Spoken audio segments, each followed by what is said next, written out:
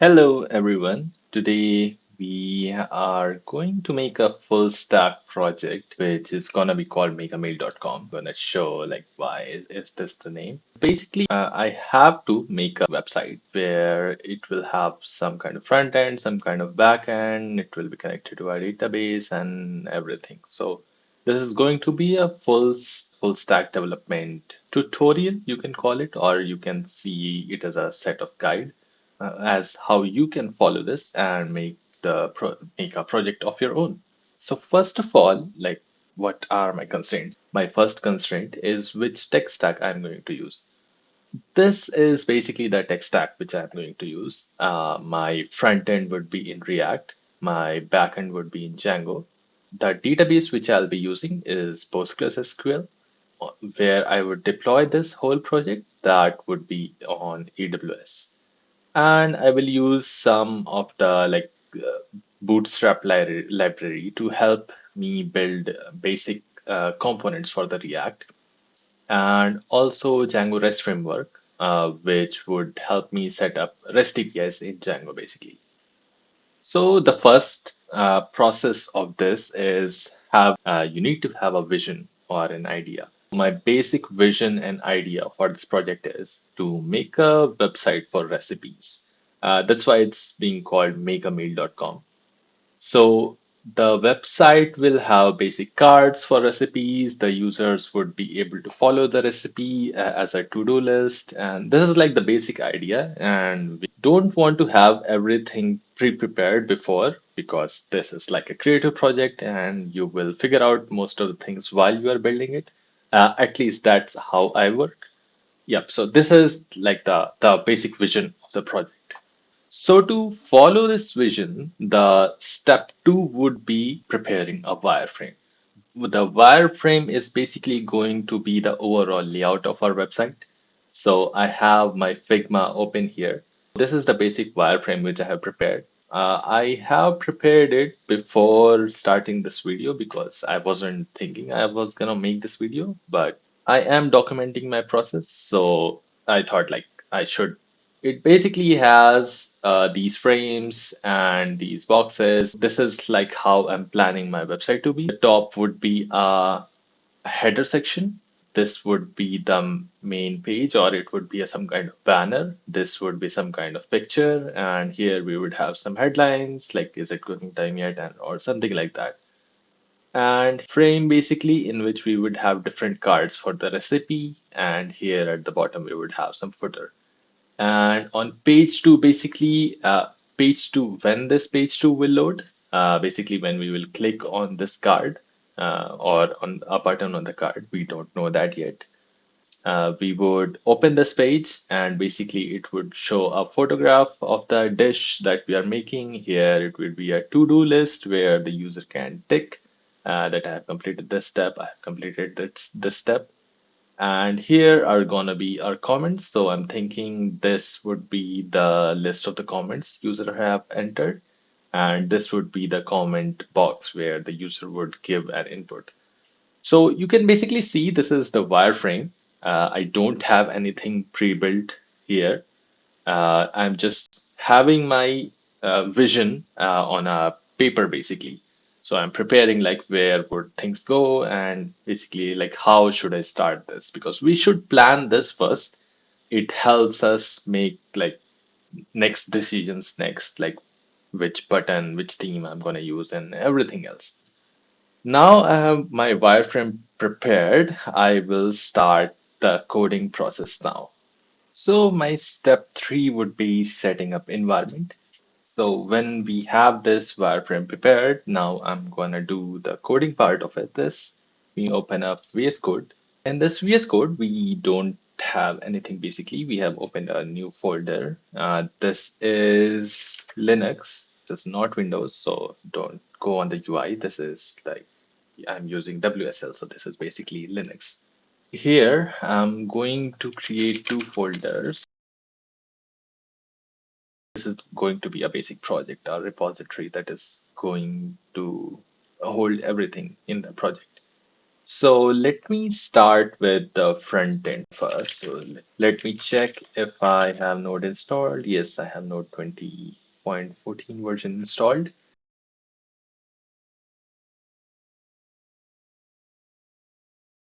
It should have populated with my front end folder with some basic stuff here. I'm not going to show much code here because this is not a programming guide, but basically like how I'm setting in the project, setting up environments, and basically building the project and how we can deploy this. So let me now do fast forward and we would see what we get at the end.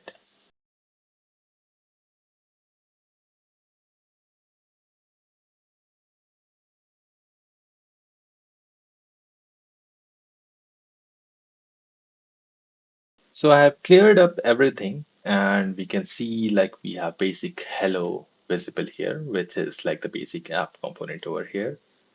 Now I'm going to do two things in this project. First of all, install SAS. That would help me with lots of CSS.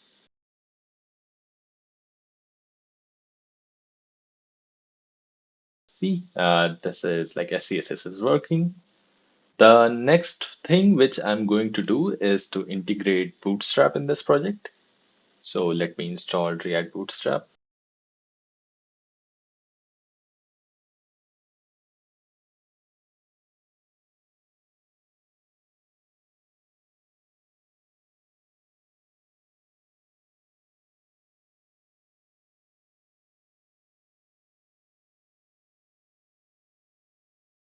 So we have a Bootstrap button visible over here. Bootstrap helps us with lots of components. So I'm not gonna be use the default Bootstrap theme. I'm gonna customize this theme a lot, but Bootstrap helps us in building components. So I'm gonna use Bootstrap for components.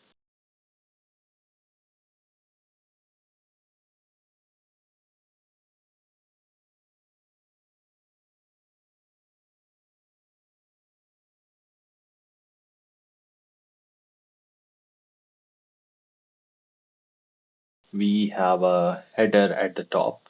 We would have a basic frame here with an image over here and some text over here.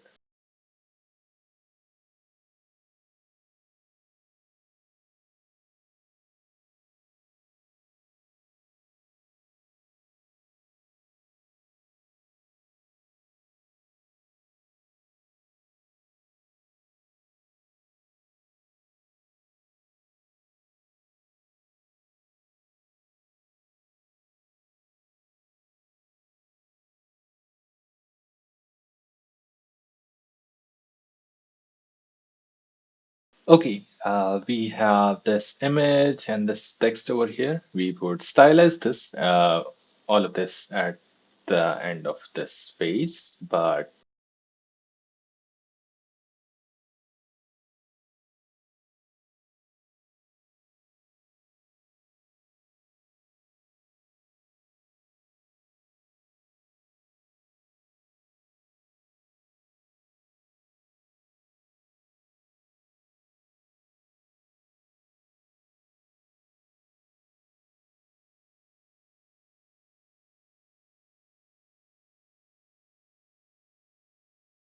okay, we have a footer component here as well. When we have this basic wireframe of page one set up, let's go and set up the environment for backend as well.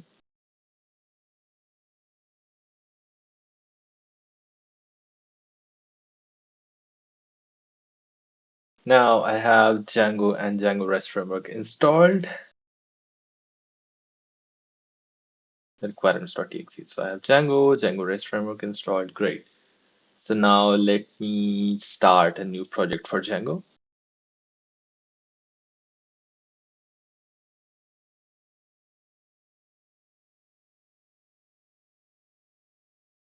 Now, while setting up the environment, we also want to set up a Git repository over here. Not only because we want to push this to Git, but find out which files have changed, which files have been added new, so that we can work on further from them.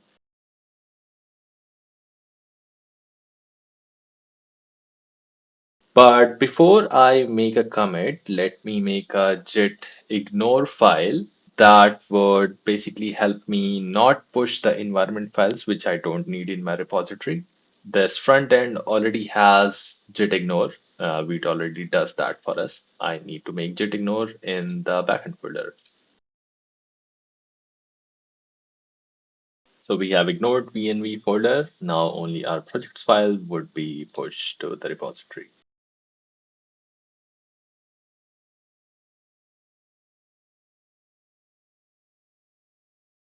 So now when we are done with setting up most of our environment, let's set up the database. So our step four would be setting up database schema. So we want to set up a basic schema, basic hierarchy between things that are going to be on our website. So we can use any editor. I'm going to use Figma over here to design my database schema because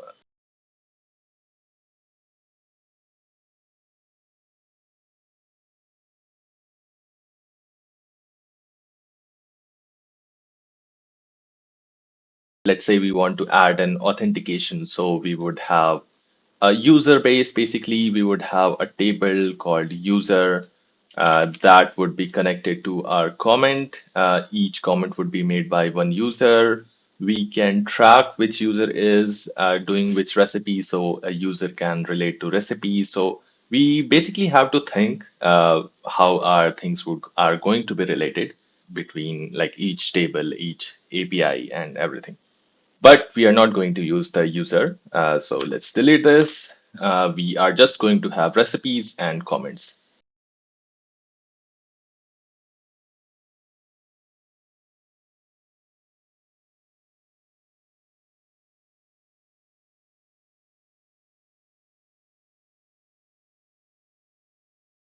So this would be like our basic recipe model. We would add things here as we move on.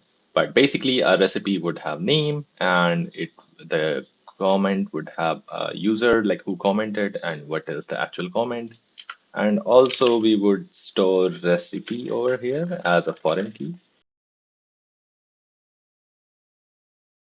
Now we want to have these models in our database. We can use the default SQLite database, but we are going to use the Postgres database. So let me quickly set up the Postgres database.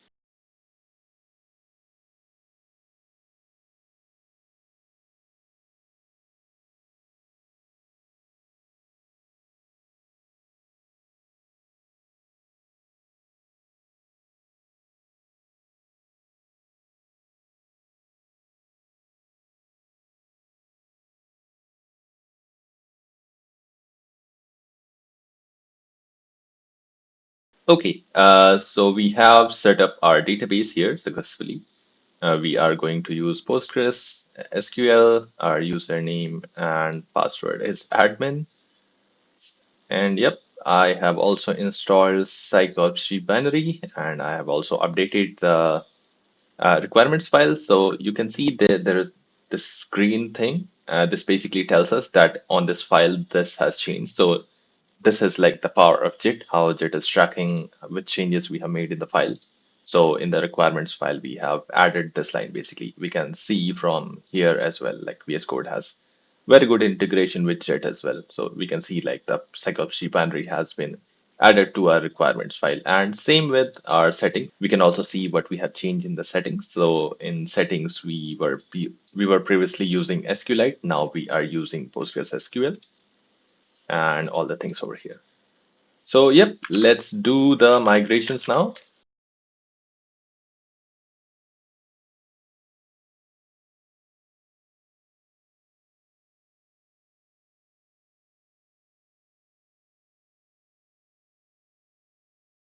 Okay, so it has done the migrations for recipe book now.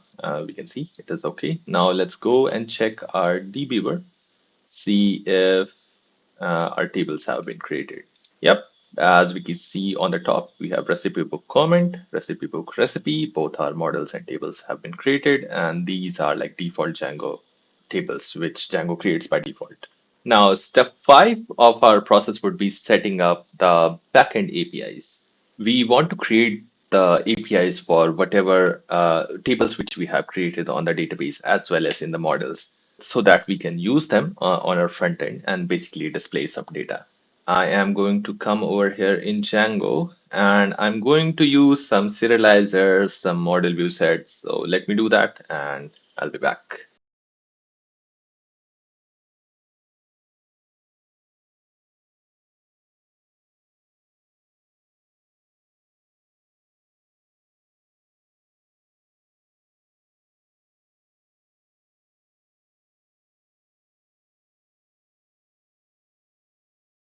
Okay, so what we have done over here is we previously created some models. Then we created serializers. The serializer basically converts the our database models into JSON, which can be used by the front end. Then we have created some view sets. I am using the default model view set because this basically creates the all the create, get, fetch, delete, all the APIs for a model by default. So I'm going to use that. I'm going to customize this recipe view set later, but like I'm going to show how this works basically right now. We also have this URLs files in which we have decided that we have two endpoints basically, which are going to be related to this recipe book. So we have two endpoints, recipe and comments, and there would be a bunch of endpoints related to this recipe because we are using view set. So using this view set, we can create a recipe, we can delete a recipe, we can view all recipes, or we can view a single recipe. I'll show that in a bit. We have now attached a book URL, which would have a sub URL which would have a sub URL, which would contain all the URLs that are in the recipe book. So in the recipe book, we have this URLs file and what these endpoints would be connected. We would see that we have two endpoints basically.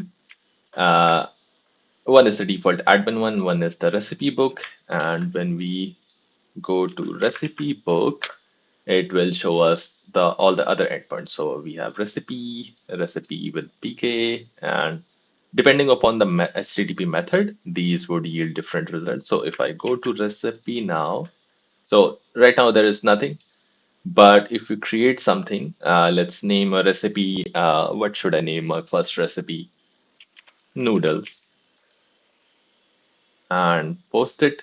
So every time we visit this web page, basically visit this endpoint recipe, we would have noodle. It created two endpoints because I submitted the form twice. But basically, like you can see, we can access all the noodles from now. I'm going to use Postman, make a collection of my APIs so that we can view the websites, we can test them, and basically do everything. See, it returns all the recipes that are. If we make a post request,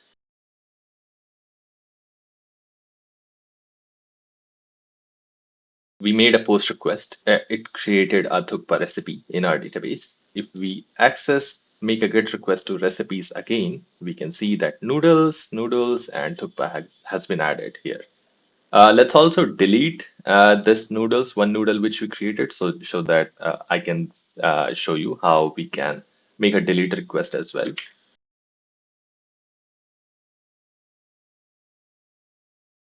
So now if we make a GET request to all our recipes, we should return noodles and thukpa only. One noodle, the one which was duplicate, it got deleted. So yeah, it works great. One customization which we want to make in our API is adding comments with recipes. So let me tell you like what would be the problem right now. On this page where we would show our recipes, we would show the recipe image, we would show all the recipe to-do list and the comments. So our recipe would contain multiple comments, and we want to make a single endpoint which would call the recipe API, which would fetch the recipe and the comments with it. Let's see what the get request for this recipe gives us, returns us basically. So the third recipe is thukpa, but we don't have any comments related to this. and we want to return these comments, return whatever comments we have.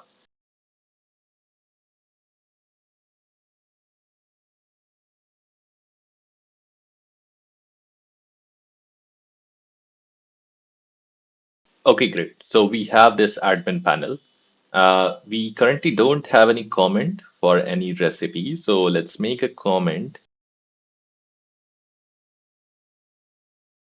We can see we have created a comment. And when we go to our get endpoint, we make a get request. There is no comment right now. So we have to add a comment here. So let me make a serializer so that we can add comment over here.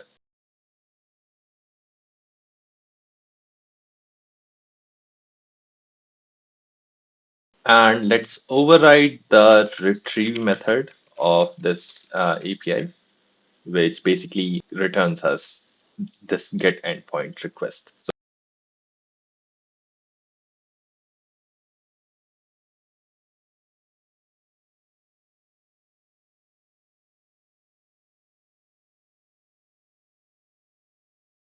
okay, so if we find the recipe, we return its serialized data. And if we don't find the recipe in our database, it would return that the recipe is not found, basically.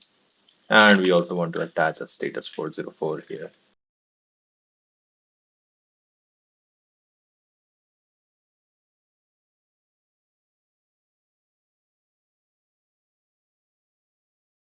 So now when we will call this get API, we would return its name as well as its related comment. So you can see the user was self and this is the comment.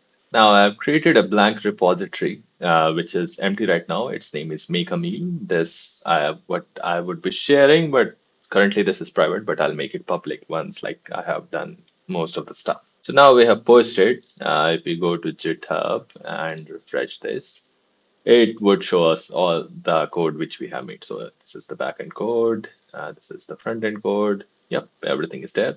Now our sixth process would be integrating APIs in front. So whatever API which we have made in the backend, we want to integrate them in the front end, and then we can go for styling the front end basically.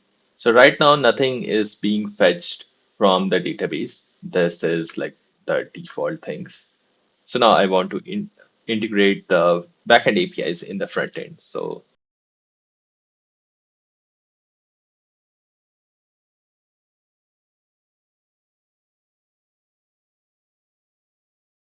this is calling our recipes endpoint.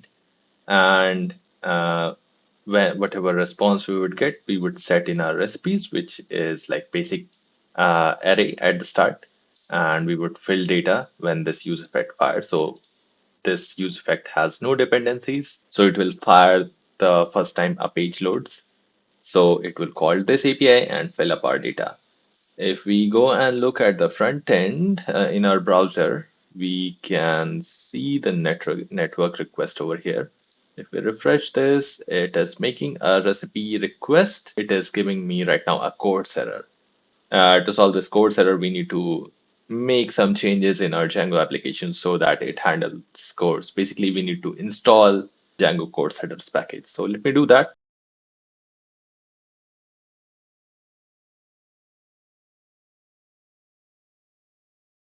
Now, if we go to our front end and refresh the page again, the recipe should be there and it returned two recipes and it would have created two cards over here. So let me give these some name, use some of this data. Uh, let's do recipe.name here. So you can see on the front end that this is the recipe noodle and this is the recipe thukpa. If there are more recipes, we would create a card for each of them. So let me add some more data over here, add the second page as well, and then I'll come back and explain it.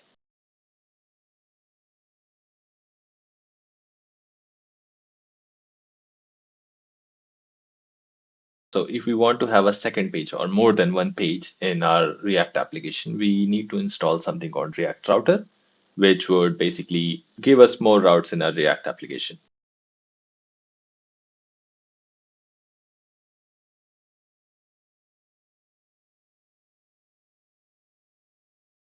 Okay, now we have this recipes page. We can see that on our front end, basically, we have our home page. And if we go to this URL slash two, we would go to our recipe page. So this recipe ID 2 would be there. If I enter 3, we would go to third recipe. And this ID we can basically use to fetch our recipes from the backend. So what I have done is basically integrated React router. These are currently our routes. This is the basic homepage, and this would be the recipe page. Now, if we go to home page, we can see that we are getting two recipes right now. What we want to do is we want to make this button clickable so that we can go to that next page. So let me do that actually.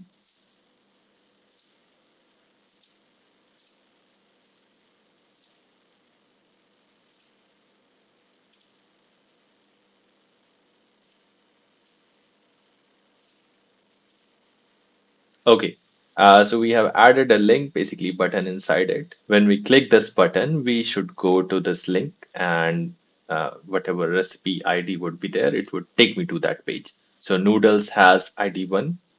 We open the recipe and see that the ID is 1. We go back. Thukpa has right ID 3. We go here and ID is 3. Great.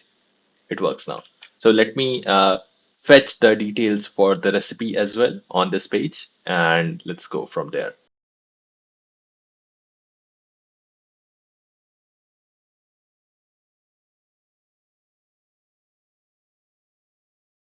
Okay, great. So we have this use effect now, which would call this endpoint, which would fetch a specific recipe. And we are currently only displaying the JSON. We would stylize all the comments and everything.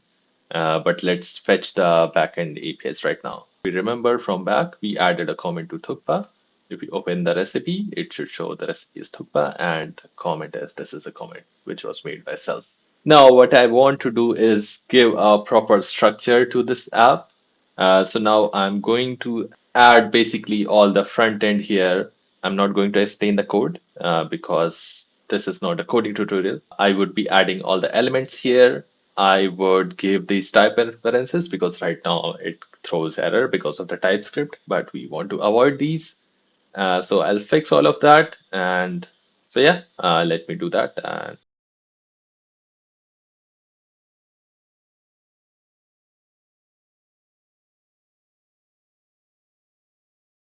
so by looking at this page, we can see that we require some things. First of all, the image of each recipe. So we want to have an image of each recipe, which we can show in this card. Our recipe would have an image. Let's call this image name cover. So cover would be a URL, but let's have it as a text field right now. And now we will add these fields in the database soon, but this is like the gist of integrating APIs in the front end. Now we want to move to the next step. That step is going to be designing front end.